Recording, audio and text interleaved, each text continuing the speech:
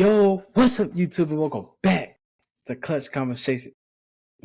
Clutch Conversations, man. Episode 27. Whoa. What episode am I on? 26? 27? That's how you know I've been really grinding with this. I forgot what episode I'm on. Hold up. I think it gotta be like 26. Let me see. Let me see right quick before I intro. I gotta make sure I'm on my P's and Q's. I'm pretty sure it's 20. Yeah. All right, 27. Bet. I was right. Episode 27, man. Don't forget to like, comment, subscribe, tell everybody about the podcast, man. Tell your mama, your sister. I say that every time. Just tell somebody new. Whenever you see somebody new, man, just tell them about the pod. Right. But we're gonna jump straight into the topic of discussion today. So this episode will be a little different. I want to give an NFL preview for the conference championship games. So I'm gonna start with the Kansas City Chiefs versus the Buffalo Bills for like the 18th time. All right. So look, let's talk about something right quick that I noticed, right? So we know the Bills and the Chiefs has played each other umpteenth amount of times, right? And a lot of people are picking the Bills to win this game, but I don't know. I it's hard to bet against the Chiefs, man. I'm going to take the Chiefs in this game. It's super hard to bet against them, especially in the playoffs. Patrick Mahomes make great plays whenever you need him to make great plays. This might not have been his best year statistically, but he stepped up when they needed him to step up in clutch moments, right? But even if they had a great season this season, I think they lost 2 games, but one of the games was, lost against the Broncos. They ain't had nobody playing, It's a good Broncos team, but nobody was playing. But if we look at their only loss this season, it came against the Bills. And in this game, I really wanted to go back and look at this game and see why Kansas City lost and what the Bills can potentially do to finally knock off Kansas City in the playoffs, right?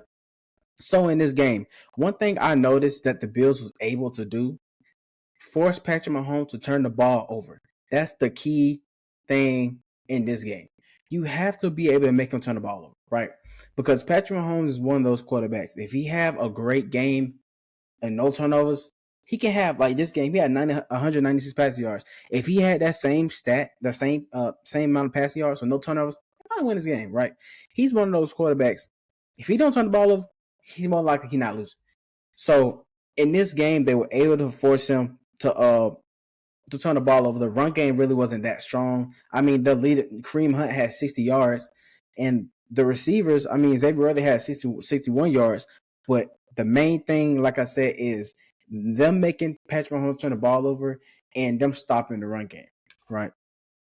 And it's just really what you have to worry about with Kansas City is that defense. Besides Patrick Mahomes, is that defense. They have a great defense, and Buffalo was able to put up 30 against this defense, right? And can they do that again? Possibly. But one thing they also have to do, because if we look at the breakdown of how they were scoring the ball, Kansas City, the first quarter, didn't score the ball. Second quarter, they had 14, but Buffalo scored a touchdown, but they had 6. I ain't gonna say touchdown because I really don't remember if it was 2 field goals or it was a touchdown and they missed a field goal. I wonder if I can look at the play-by-play. But anyways, they scored 6 in the first quarter. In the second quarter, they scored again, which was 10. I think to beat the Chiefs, you're gonna have to score every quarter. You got to put up points. Now, in this game, in the third quarter, Kansas City or Buffalo did not score at all. But in the fourth quarter, they were able to outscore them. And that's because they were able to make Patrick Mahomes turn the ball over. And that's like I said, that's the key to beating them. Force errors from Patrick Mahomes, because really, they're beatable. The Chiefs are beatable this year. And they beat them. And this is when he had that clutch TD run. Yeah, I remember that. I remember this now. Okay, I'm looking at the news and shit. It's starting to come back to me. So if Josh Allen is able to get his legs involved, that's going to just add, which he's going to do, that's going to add another dynamic to that offense, which already has been dynamic of the offense. James Cook has been running the ball really well. Josh Allen's not turning the ball over. They have Khalil Shakir, who's a quality receiver. You got 2 great tight ends, Dawson Knox and my boy, what's his name? He gonna come to me. Dang, what's his name? Ah, man. Ah, y'all know who I'm talking about, though. Y'all know who I'm talking about. But you got two great tight ends. So Josh Allen will probably they can win this game if he doesn't turn the ball over and he just plays smart football, which he's been doing all season. That's how they were just able to beat the Ravens. He had a great game with no turnovers, and they forced Lamar to turn the ball over. So if he can just repeat that, they'll probably have a good chance of winning. But one thing teams tend to do when they get ahead on Kansas City, they keep them in the game. If you go up 14, if you go up 10, 10 ain't enough. If somehow you get a lead and you up 10, make it 17. You got to make it 20. You got to put distance between you and Kansas City. Because Kansas City is one of them teams. Once they get hot, they hot.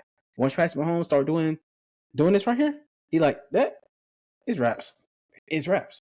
And we can say what we want about the calls, about the flopping. I understand with the flopping. I wholeheartedly agree with the flopping. I don't think Patrick Mahomes, that flopping is kind of crazy. Flopping out of bounds, and he slides late, which is not good because if he's sliding late, you're kind of, and he's kind of flopping out of bounds or slowing down out of bounds. You're putting a defense at a disadvantage because if you hit him too hard, they're gonna throw a flag. But my thing is, if he's in bounds, hit him. If he's in bounds, knock his head off. Right? Knock his head off. Josh Allen has to play I ain't gonna say perfect game. Well, he can't turn the ball over. He can't turn the ball over. He can't go pick for pick. I feel like Kansas City will have more leeway with picks than Josh Allen will because they do. Okay, how do I want to put this? These teams are similar in a lot of ways because offensively, both of them really don't have that same superstar they once did. Besides them having Travis Kelce, obviously, who he haven't been the same, but he just had a great division round game. But he really hasn't been the same this season. He's older, but they kind of have similar offenses in a sense, right? They both of them got good running backs, but I definitely think that James Cook is better than Pacheco, you know. But they both have good running backs. They both have a decent receiving core. But they added D Hop, which helped their wide receiver core, but it still isn't the same when they had Tyreek Hill, Mecole Hardman, Pringle, all them boys. It ain't the offensive juggernaut that they once had. You know, Kelce was in his prime, and you had all these other guys. And the offensive line for Kansas City has been pretty mid. They've been pretty bad this year. He's been sacked, I think, this season the most he's ever been sacked in his career. He got sacked a lot this season.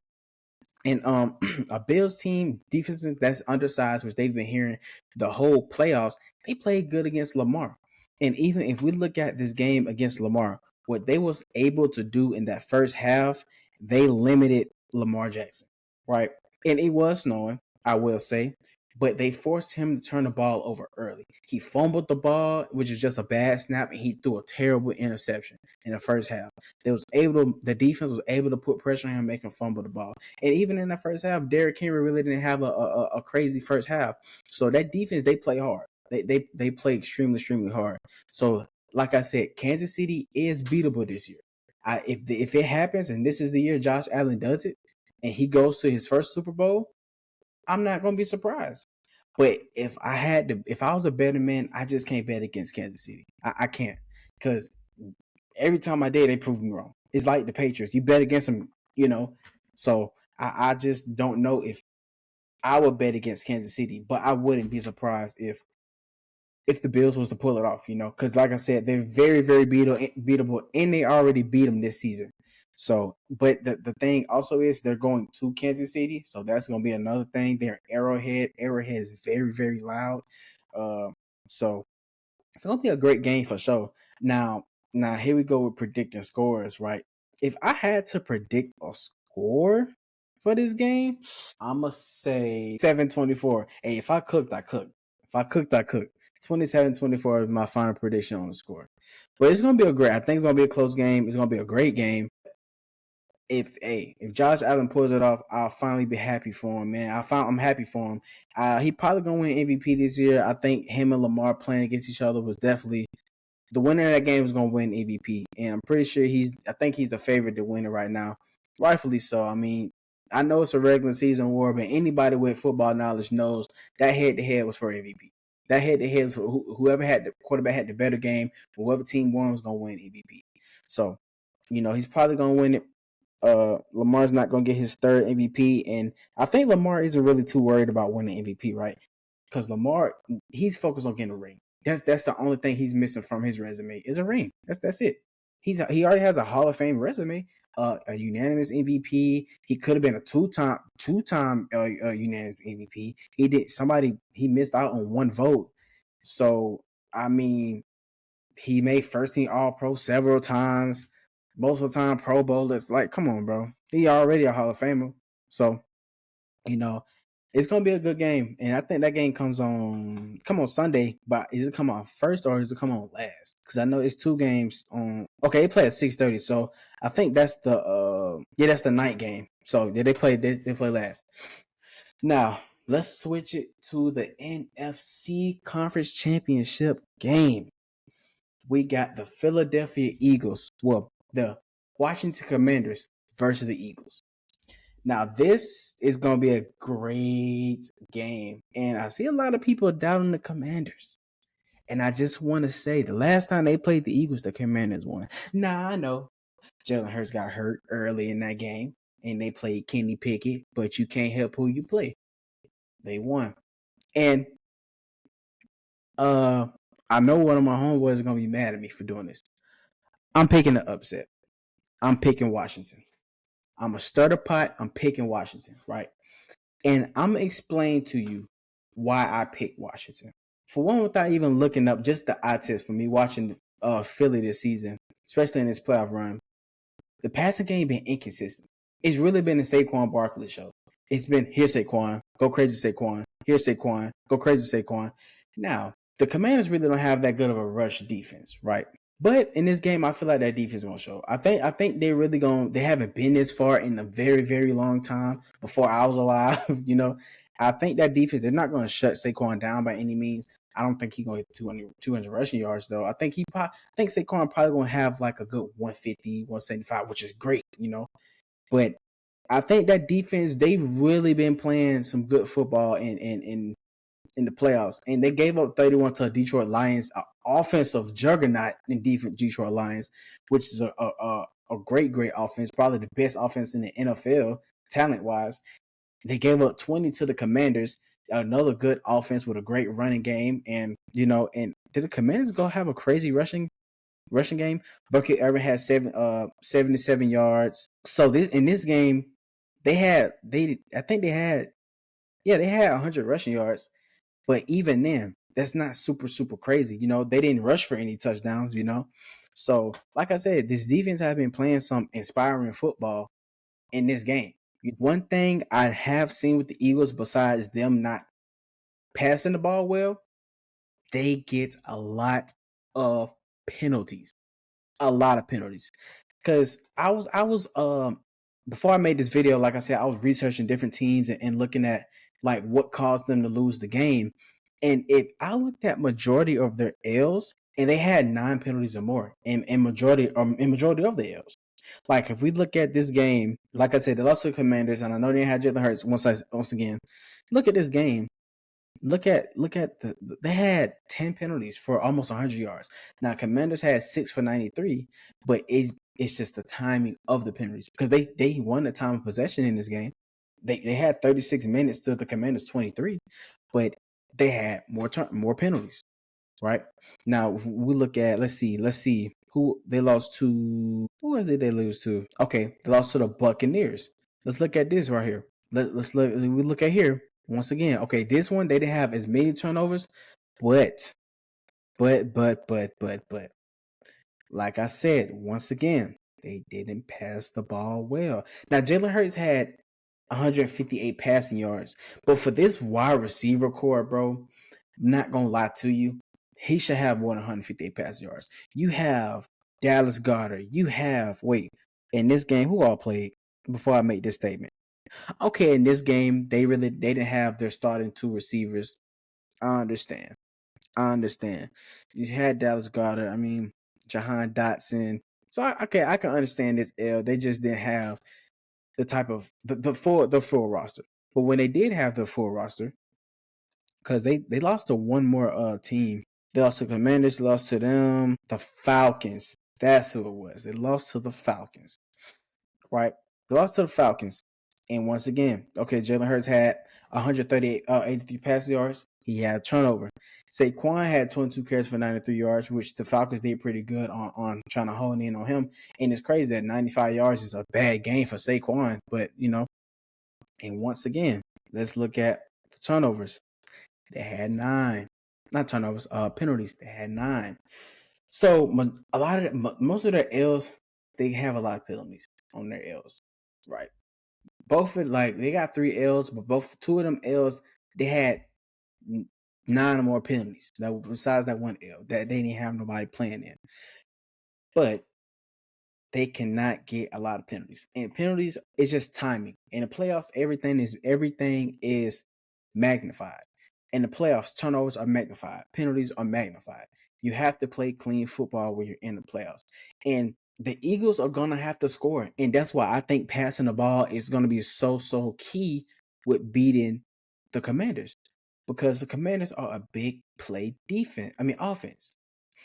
And they have weapons at receiver. You got your Scary Terry, right? You got the dude that not Zaire, is it Zaire? Not Zaire Brown, Diami Brown, who came out of nowhere and he just popped up as that number 2 receiver. You got a good running back duo with Brian Robinson and Austin Eckler. So you got a good offense. And mind you, Jaden Daniels has been playing out of his mind. He does not turn the ball over. He's super poised in the pocket. Now, one thing that scares me with the Commanders is that running defense. Like I said, that running defense can be shaky. That's another thing that can give Philly this edge on the win. But like I said, I think they're gonna hone in and really try to lock in on slowing down Saquon. Because you slow down Saquon and you have a Jalen Hurts who is kind of hurt because he got nicked a little hurt in that last game. And you have somebody like him, you got to force him to throw the ball. You force him to throw the ball, and he put the ball on Horn's way and turn the ball over. You might have a win on your hands. That's how you beat. That's literally how you beat the Lions. You force turnovers. When you force turnovers and you turn turnovers into points, and you put your offense in scoring positions, you win football games. That's how you win. And just like I can talk about the Commanders' defense, I can say the same thing for Philly, right? Oh, excuse me. Philly's secondary has been shaky. It's I ain't gonna say shaky, not shaky. Not I'm thinking about the Lions. Their secondary has been shaky, but Philly's secondary has been a little I say that a little shaky at times, giving up big plays, right? Because even in this Rams game, when they played the Rams, they was up against the Rams, right? And they allowed the Rams to play their way back in this game. Because 16, boom. They was up against the Rams, and it allowed the Rams to come back and play their way back into the game. Ultimately, they lost. But that secondary is getting diced. Big play. The secondary is getting diced because in this game, Matt Stafford had 324 passing yards. He had a good game. He didn't have any turnovers, right? And the rushing attack was there too. 19 rush. Kyron Green had 160 yards, but they couldn't get in the end zone, and that's why they lost. So that defense is really gonna have to lock in. That front seven is very, very good. Them Georgia boys nice. Them Georgia boys nice. Zach Bond, the middle linebacker, he nice too. So I definitely think the secondary might be I ain't gonna lie, Quinyon Mitchell is a dog too himself. And he's a rookie. He played pretty good this season, but I think that's probably the weaker part of their defense is the secondary. And if the Commanders can get off those big plays and force Jalen Hurts to turn the ball over, it can get real scary. And if I have to predict a score for this game, last game I said 27-24. This game, I'm going to say, I think it's going to be more of a high scoring game than the other games. So I'm going to say, didn't they play already? What was the last time they played? Because even last time it was 36-33. I don't think it's going to go on the 40s. I might say 30-33. 30-33 might be my final answer. Yeah. Because both of these teams can put up 30 when they're clicking. Especially when the Eagles are clicking. That passing offense is clicking. And you still got Saquon. Not too many people can beat them. But when have we seen the pass offense click in the playoffs this season? It hasn't. It hasn't. Granted, they played against the Packers, but even in this game, Jalen Hurts, 131 passing yards, 2 touchdowns. But once again, he gonna have to pass that ball. In this game, he gonna have to have 200 passing yards. He gonna have 200 passing yards. Have to. Because even in this game, he had 2 passing touchdowns, but they lost because Jordan Ball gave him 3 turnovers. He gave him the ball. He gave him 3 extra possessions. Like I said, I don't think he had over 200 passing yards in this whole playoff run against the Rams. He had another 180 or one. Oh, I was way off 128. You know, so that's my take on the 2 games. Let me know what y'all think. I think I'm kind of accurate. I mean, I don't think I said nothing too crazy. You know, but let's switch it, right? Let's talk about the coaching carousel hires that's been going on. Everybody getting head coaching jobs left and right. The Bears got Ben Johnson. The Raiders got Pete Carroll. Everybody getting hired. I mean, everybody, right? So, shout out to CBS. What is this? Is CBS, right? Ranking head coaching candidate jobs, right? So this list, shout out to my boy Jeff Kerr. This was 7 hours ago. Shout out to Jeff Kerr. He basically ranked the head coaching candidates that got jobs. So let's number 8, he got Steve Spagnuolo. Wait, okay, he thinks Steve is going. Okay, he ain't going. So he's saying who are the best candidates left. Okay, wait, I might need to look at a different list then. Yeah, that's who's left. Yeah, I don't. Okay, wait, here we go. Let's switch it to ESPN. All right, here we go. NFL coaching changes. So the Las Vegas Raiders, they got rid of Antonio Pierce and they got Pete Carroll. Pete Carroll, offensive genius, offensive guru, right? He got a Super Bowl, should have had 2. He got a Super Bowl. He was legendary at USC. I mean, great pick. He is older. He's 73 years old. And they're gonna take a quarterback in the draft, I believe. That's gonna be somebody. They need a quarterback. They really need a quarterback. Because you got weapons on offense that's okay, but Brock Bowers is generation. Brock Bowers is gonna be, he's great, right? You still got Jacoby Myers. He's a decent wide receiver, good to decent wide receiver. You know, and do they have Alexander Mason? They have somebody at running back. I can't think of his name.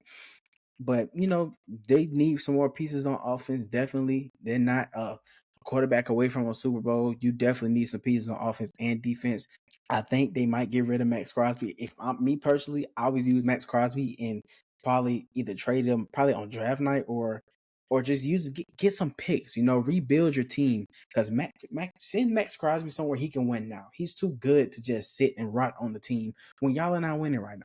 So give him a chance to go win somewhere else.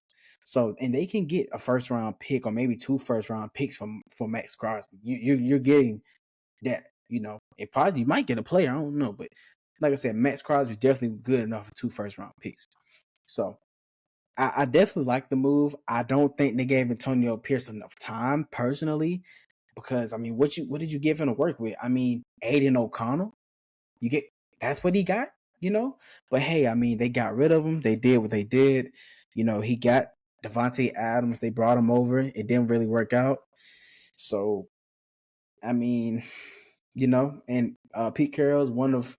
Did I give the person a shout out of this list? Oh, it just say ESPN staff. Okay, but Pete Carroll is one of 4 coaches to go to win a Super Bowl.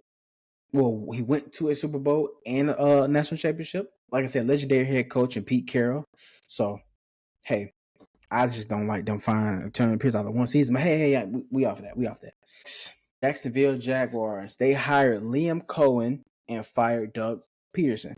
I seen this coming. Doug Peterson gone. I mean, you know, I agree with that. I ain't got nothing to say with that. Liam Cohen, he had a pretty good year this year.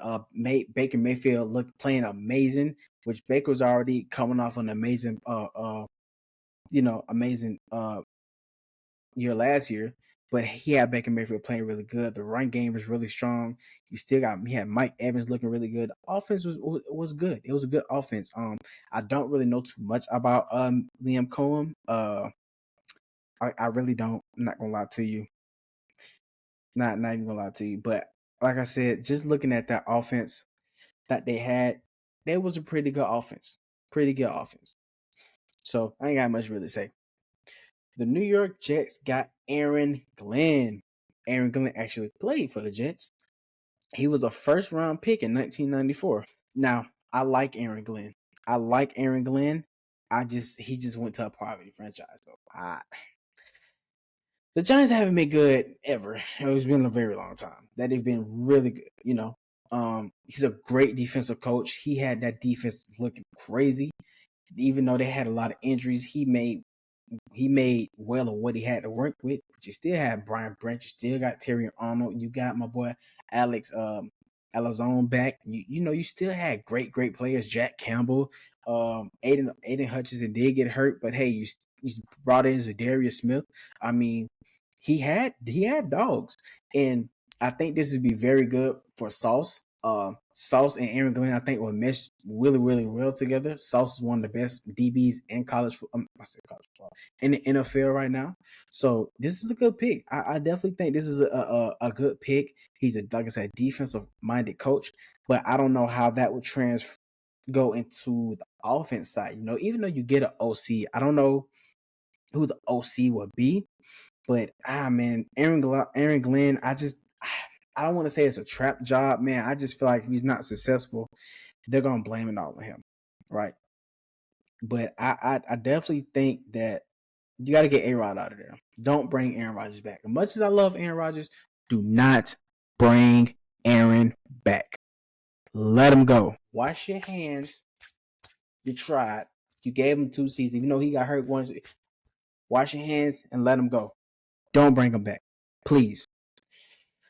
All right. Now, man, Lions lost their OC and DC. My favorite, and I hate it, is the Bears because they rivals or whatever. But my favorite coach hire is Ben Johnson. I love Ben Johnson, man. I love Ben Johnson. I love him as a coach. His offensive mind, bro. He's one of the probably the best OC in college. I keep saying college football. Best OC in the NFL right now. Man, he had that offense looking amazing. Detroit was a top 10 offense these past 2 seasons. They averaged 28 points a game for the past 2 seasons. I mean, hey, this is very, very good for Caleb Williams. You finally got somebody who's an offensive mind. Matt Eberflus, trash. You got somebody who's an offensive mind. I'm glad that they did this for Caleb Williams, man, because Caleb Williams is can be a great quarterback in the NFL, right? So this is the perfect hire for Caleb. Perfect hire. And it's crazy because like maybe a month ago, it was like a little meme going around that Ben Johnson was coming to the team and he's actually here. So like I said, this was my favorite pick of the coaching carousel by far. Like he's super creative, and they got offensive weapons. You got Keenan Allen, Roma Duze, DJ Moore. I mean DeAndre Swift, the backup running back who's a tank. I forgot his name though. Nope. Shout out to him. On defense, you got Jalen Johnson, another one of the best DBs in college football. I mean, it's a squad. It's a squad. I definitely think. I keep burping. I definitely think they need to address the offensive line because my boy was getting ran down the whole season. But they address the offensive line. This team can be very, very, very scary. Very scary if they address the offensive line because they got weapons. I like that hire, and I hate that he's on the Bears. I really do. I really do. Next, we got the New England Patriots. They hired Mark Vrabel. How do you say his last name? Vrabel. He also played for the Patriots. He's a pretty good player for the Patriots. He returned to the Patriots after agreeing Sunday on a multi-year contract. All right, Mike Vrabel. He's had success in the NFL with the Tennessee Titans. I think they went to a AFC Championship game in 2019. He won Coach of the Year in 2021. He got a good regular season record of 54-45. So it's a good hire. It's a good hire. Once again, with the whole situation like the Raiders, I don't like how they did my boy Gerard Mayo. I did hear they say he was kind of unprofessional. He was late and all this and that, but they didn't. He didn't give him nothing to work with. Drake May is a good rookie quarterback. He had a good rookie season. She ain't giving nothing to work with. That's all I'm saying. But hey, like it's a good pick. This is a good pick for the team. They need some more weapons on offense. You need some receivers. Christian Gonzalez, a great young DB on that defense. I don't know what Jabril Peppers got going on, but we're gonna leave that alone. But I like this. I like this hire. I like this hire. I really do. Do I think he's gonna turn the team around? Nah, I just think the Patriots are in a spot to where just dark times, man. It come with good teams. You've been good for so long, every team goes through it. Every team goes through a period when, well, I ain't gonna say every team, generational team, how the run that the Patriots went on. Every team that going to run, you have dark days on the back end of that run. It just happens. It happens. You can't go generational run and still be generational after that. It don't work like that. You have moments where you just or seasons where you're just not as good, and it's for the past 4 years, it's been like that for him ever since Brady left. It's just been mid, and that's expected. You don't have a Brady.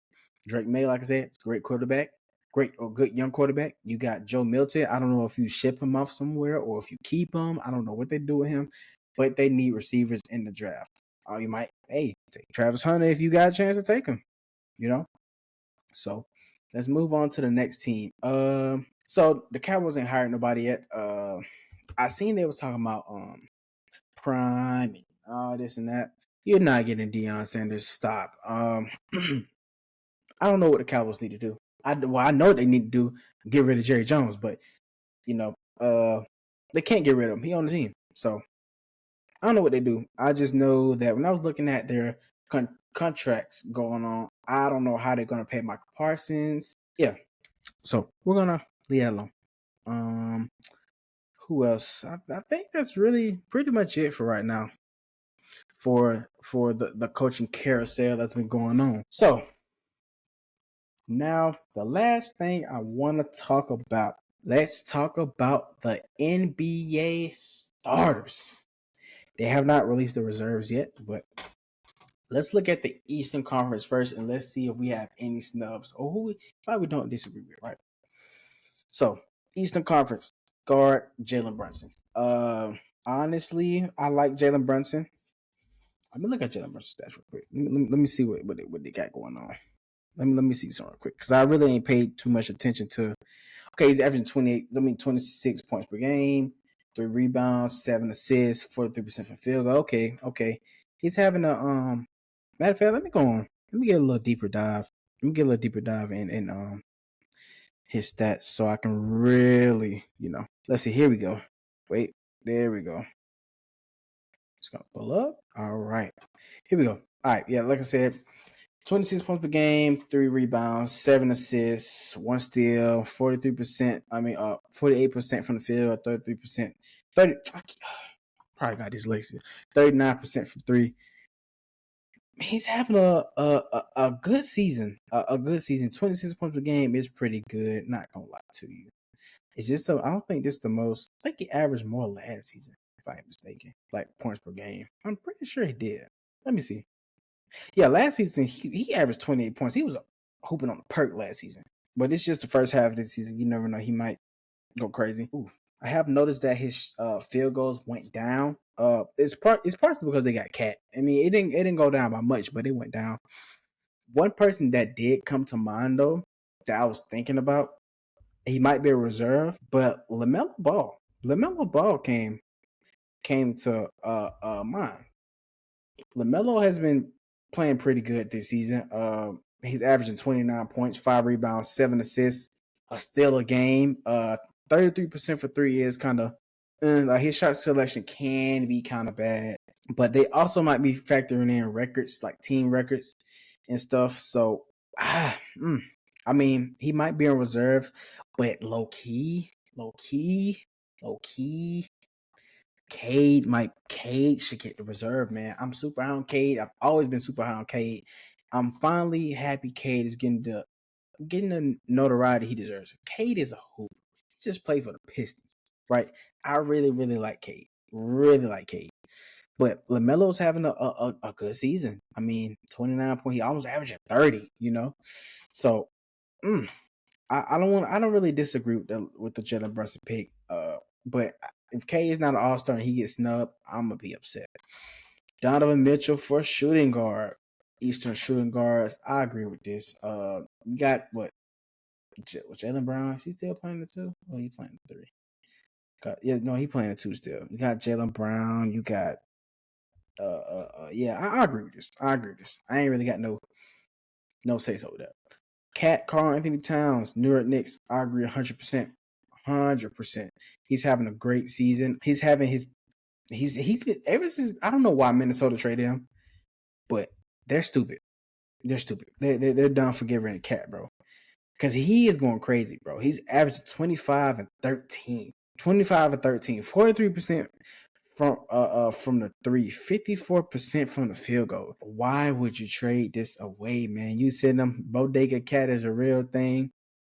Hey, yeah, this is the most rebounds he's ever averaged in his career. So he's having a great season. I mean, second highest points he actually tied with his second year in the league. But like I said, he's having a great year. Let me say, this is his best 3-point percentage too. Yeah, this is the best he shot for three in his career too. Hey, I don't disagree with this at all. Jason Tatum. I agree with this too. People say Jason Tatum got that killer mindset or whatever you want to say about JT. I agree. Jason Tatum is Jason Tatum. He's a hooper. He's a baller. He got the Celtics hooping. They're not the 1 seed anymore, because the Cavs then took over. Shout out to Darius Garland and Donovan Mitchell and Evan Mobley and all them boys. Hey, Jason Tatum has consistently been pretty good. He's a champion now. This season, he's averaging 27, 9, and 5. I mean, I don't see how you say he's not a killer. He averaging almost 28 points a game. But people like to talk. People like to talk, man. But he's having a great game. I mean, a great game, a great season. I mean, is this the most he's averaged in his career? I mean, this is the most rebounds he's averaged in his career, the most assists he's averaged in his career. He's having a career year. So no, not the most steals, but damn near the most steals he averaged. Like, this is a career year, 35% from three, which is it's a low. It's a low, but 35 is like league average. But Jason Tatum deserves to be up here for sure. And next we got Giannis. No complaints about Giannis. Giannis is Giannis. Giannis is the heart and soul of the Bucks. Giannis is Giannis. That's all I got to say. Now, let's change it to the Western Conference. Starting guard, we got Wardell Stephen Curry. I agree. Get Steph Curry some help. I should make a video. Shout out to Kenny. I really fuck with Kenny. I fuck with Kenny heavy, bro. Shout out to Kenny, KLT for Q. Shout out to him. Like he said in his video, they're doing Curry a disservice. Get Curry help. What are we doing? Curry is hooping too good to just, like Kenny said, ride off into the sunset. What are we doing? Get Curry help. Get Steph Curry some help. Because what are we, like, he's 36, finna be 37, still hooping. I mean, right now he's not having a Curry year, but he's averaging 22 points a game, 5 rebounds, 6 assists, a steal. He's shooting 40% from three. He's still playing at a high level. Get him help, please. And that's all I got to say. That's all I got to say about that. 2 guard, we got, another guard, Shai Gilgeous-Alexander. No complaints. Shai is my MVP right now. Low key, he should have won MVP last season, but I'm gonna leave that alone. But Shai is my MVP. Shai is in a different bag, bro. Shai, he got the Thunder, the 1 seed in the West. I mean, he's averaging 32 points a game. He's averaging 5 rebounds, 6 assists, 52%. He's almost 50, 40, 90. Was Curry 50, 40, 90? Hold up. I don't think he was. No. He won 50. I think he was nah, he not 50-50-90. 50-40-90, I mean. But yeah, Shea is hooping. Shea is hooping out of his mind. He just dropped 50 like the last game or a couple games ago. He just dropped, yeah, he dropped 54. Yeah, it was against Utah, but 54 is 54, you know. So Shea is hooping. I mean, 50, like I said, 52% from the field goal, 34% from three. This is his best year. I mean, statistically. So hey, Shea deserves it, undoubtedly. All right, now we got Kevin Durant, and this is where I guess people call controversy between Kevin Durant and Wemby.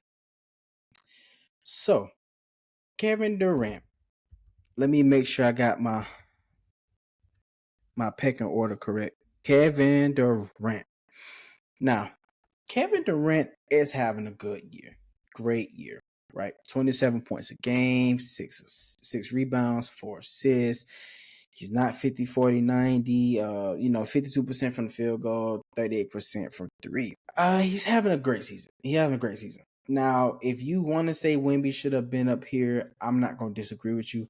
Wemby is playing out of his mind. I mean, bro is just different. We've never seen anything like Wemby. I mean, Wemby's averaging 24, 10, 4 assists, a steal, and 4 blocks a game. 35% from three. I mean, if you say Wemby should be there, I don't disagree. Because averaging 4 blocks a game is insane. And like, it's for a career, even though it's year 2, he averages 3.7. And he's only getting better. So if he should have won defense player last year, so they hold him on that too. But hey, if you say he should be there, I agree. I'm not disagreeing with you. I see where you're coming from. I see exactly where you're coming from. So they kind of hold him. They kind of did. Next we have LeBron Raymond James. LeBron is the old man, old grandfather in the league. LeBron is LeBron, right? LeBron is still hooping. He ain't hooping like he 20 no more, but he's still playing at a very high level, averaging 23 points a game, 7 rebounds, and 9 assists, 39% from three, 51% from the field goal. LeBron ain't never really been. Yeah, he's having a good year, especially to be 40, man. He's 40 and he's still hooping better than people in the league right now. Bro. And his 3-point percentage, this is his second highest, third highest 3-point percentage year. Last year he shot 41% from three. This year he's shooting 39%, and he ain't shot that's 41% is his highest, and that was last season, and he was 39. So, like I said, man, LeBron is LeBron. LeBron is, in my opinion, I ain't gonna get all that. I ain't gonna get all that. But LeBron is LeBron. I don't disagree with that at all. I don't. And last but not least, Nikola Jokic. See, I tried to the accent. He's a center. He's another starter. And Jokic is Jokic. I ain't got nothing to say about Jokic. No center in basketball is better than Jokic right now. So I don't disagree. I don't. So that's gonna do it for episode 27 of Clutch Conversations, man.